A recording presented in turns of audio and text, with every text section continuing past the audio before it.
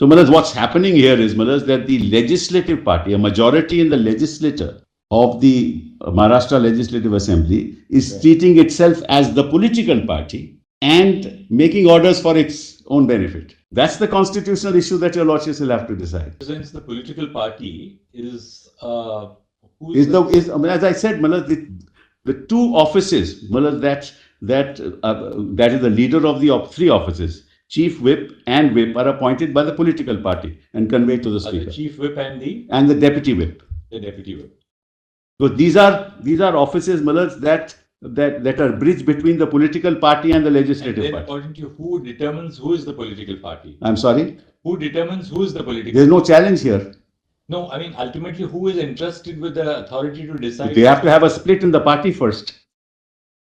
Otherwise, how do you determine under the 10th schedule? If there is a contest on who represents the political party, who will decide? There is no contest, Maharaj. This is not their case. Maharaj, please appreciate.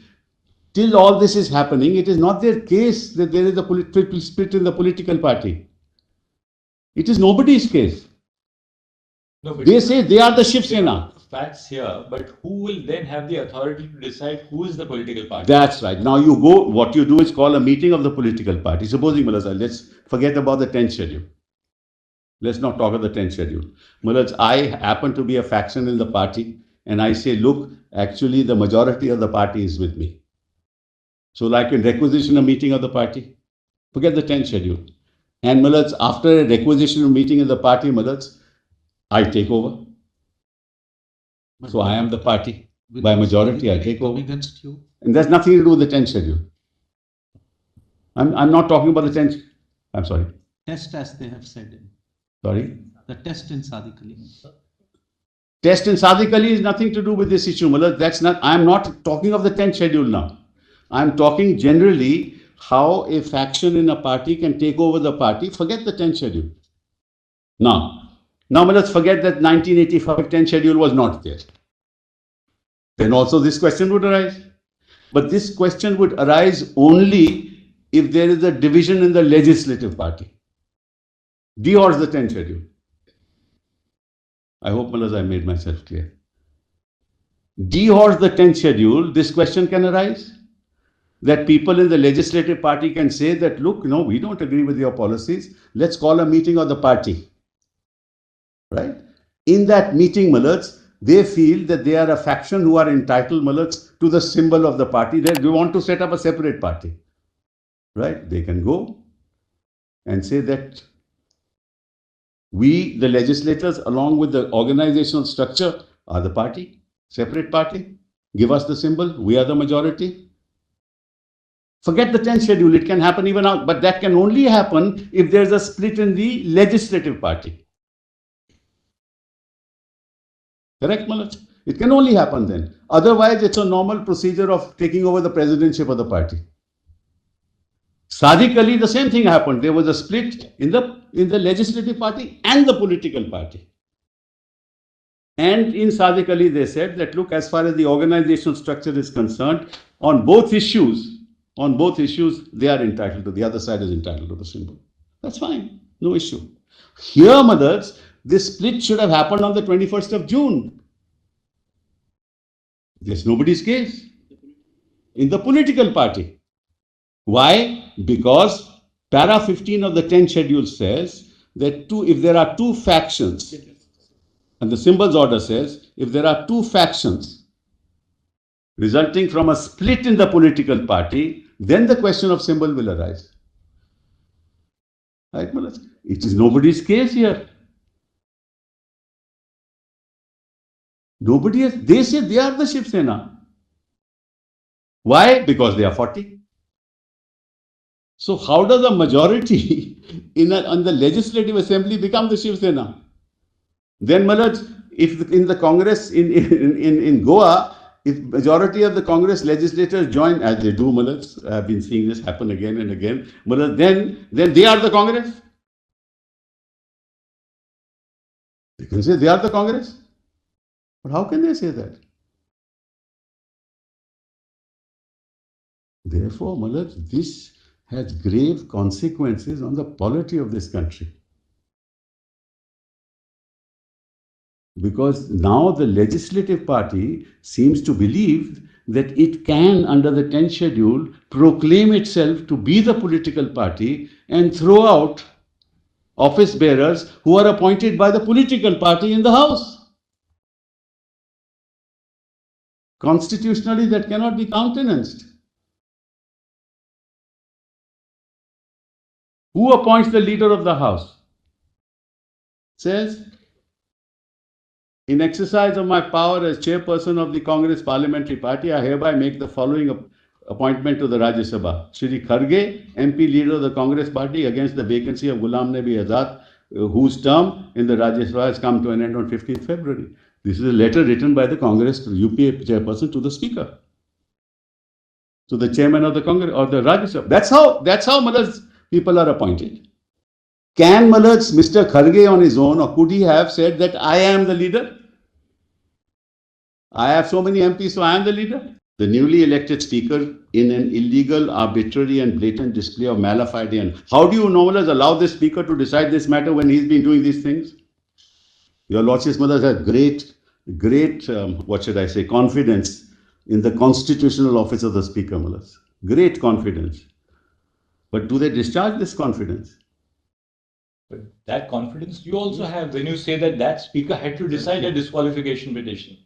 Yes, correct, And Mother. that is not It will be subject to challenge. It's subject to challenge. Right, and that is not dependent on who is the speaker, Mr. Sibal. No, Malaz, I'm sorry. That speaker did not do anything like this, Malaz. You have to now see, kindly see, look what is happening. But the constitutional authority of the speaker to decide is not based on who the speaker is, on what decisions he will take. Can ever a finding of bias be reached by a constitutional court? You Lordships will say no. Let's put it another constitutional issue.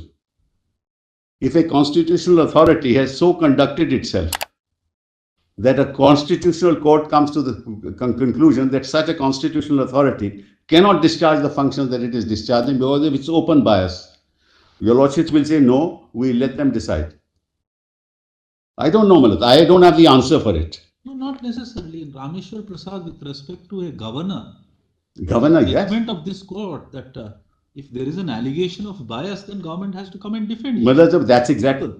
It's possible, not that the court will naturally do it, but then we all are proceeding on the premise that, in fact, your argument had been in the first part also, that so far as the speaker is concerned, it's a constitutional authority. No, but see what he has done. He has appointed the whip. He has appointed the leader of the house. What kind of confidence can we have in this constitutional authority? Who, without reference to the political party, is doing all this? Do you think he can ever decide in my favor? There is no way.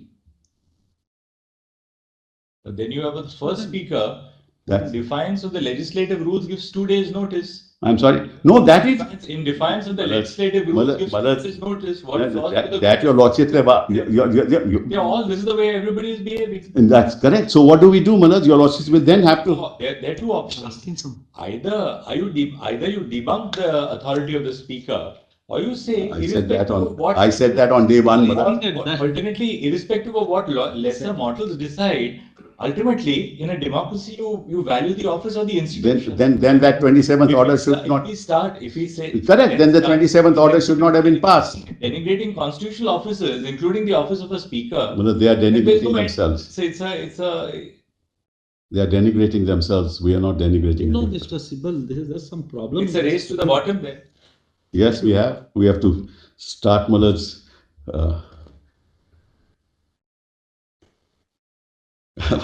What to do.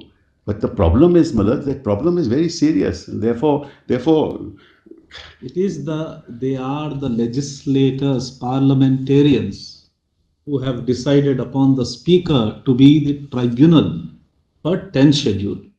It is parliamentarians' decision. I agree. 10th schedule. So therefore, court is only interpreting that. Fine, well, then we must go back to 27th. Take us anywhere, Mr. Sibal. The difficulty, repeatedly you say, at one stage, it poses a very big problem for the court. Yes. On the one hand, if the speaker is with you, you would say that it's a constitutional authority. What's wrong with the speaker? If you have some difficulty, you would say, you means not you. You would say, look at the way the speakers have behaved. So therefore, for us, as long as the Constitution bench judgment is there, we will go by the fact I that the agree. Speaker is the tribunal and he is the presiding officer for 10th schedule. Correct. And Correct, we will correct. not go back the decision. That's the final decision so far as we are concerned. Fine. That's, I mean, I don't, Proceed. I don't want to say anything contrary to that, except that on that logic, the 27th order could not have been passed. You would argue that. Then we come back to that. And that's what led to what we are, where we are today. And again, it's merely because one or two speakers have gone astray. Would the court be inclined to debunk the whole procedure as laid down and the 10th schedule? No, by no, saying- Maharaj, I mean, my intention is not that. I'm just, Maharaj, telling your lordships what has been happening. So it's a conundrum. Yes, it's a conundrum. It's a constitutional conundrum, but your lordships will one day have to sort it out. Sorry for another question. Every time this question is raised before the court, I would want to ask you, how many times did the parliamentarians raise this question in the parliament saying that let us actually amend the constitution, change the speaker? How many times the discussion took place in the parliament to review the conduct of the speaker? Why is that question raised before the court, which is not the forum for consideration? How many times the parties have sat down together and decided that this is not working? Let us go back. Once the Kyoto Holohan was rendered, Maharaj, what would Parliament would say? Right. It only upheld the 10th schedule. It is you making the 10th schedule. No, Maharaj, the political party in power, wherever it is, wants to use the office of the speaker to do what they are doing. The political party would never, in power, would never like to change it. I'm not saying this person is good or that person is good. It's the institutional framework within which he functions, Maharaj, is not consistent with his responsibilities as a tribunal. That's all that I'm saying. And now, Maharaj, the Election Commission says they are the Shiv Sena. Now we'll be further disqualified. Any meeting called, if we don't attend, then when we are, Maharaj, then it will be further problems. It's 22nd of September, a further request was made by the petitioner to the Commission for deferment of proceedings by 2 weeks till this court decides the question as to whether proceedings before the Commission should go on. And then 27 December, your Lordships, Maharaj, dismissed the application.